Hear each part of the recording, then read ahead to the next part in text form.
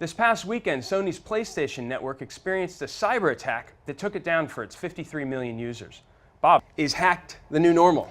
Indeed, I think it's becoming so. It seems like every week there's another major headline, another major breach hitting a corporation or a company. Back starting with Target and Michaels and UPS this weekend, and now Sony. That's right. And Sony was affected in 2011, actually, a major breach, a big hit for them. They exposed user information, so forth. And since then, they've been investing a ton in their network to try to prevent something like this from happening again. And while there was no information lost. Well, what's interesting about this one is that it seems like it didn't expose any Sony users' data illicitly to hackers and stuff like that. So no credit card information, no usernames, things like that. But cold comfort if you're a CEO or you're a chairman of the board or something like that when your entire PlayStation network goes down over the weekend, right? That's right. It doesn't look too good for a company to experience such a loss. And plus the outage also will certainly be reflected for the period of time that they were out. They're not going to be making money for that. That's right. And then reputationally, doesn't look so good. And you know, the guy who took credit for the Sony breach,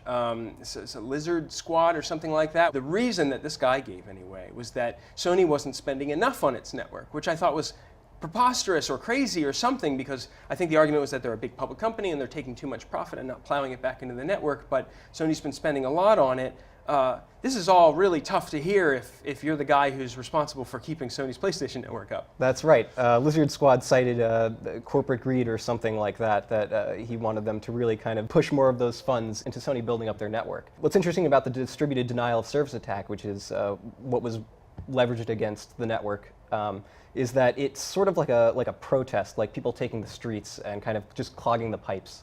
So what's a company supposed to do, right? So here's, you've got a single user or maybe a small group of users taking your whole network down because they don't like you, essentially. And then you've got a whole another class of hackers that are trying to breach your network to take user information and presumably for the economic value, but it could be political as well.